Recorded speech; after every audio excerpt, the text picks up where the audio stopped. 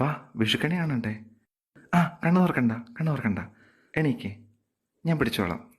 വാ, കണ്ണു തുറക്കല്ലേ, ഞാൻ പറഞ്ഞിട്ട് തുറന്നാൽ മതി. മെല്ലെ നടന്ന്, ദാ അങ്ങനെ നടന്ന് ഞാൻ പറയും. റെഡി? തുറന്നോളൂ.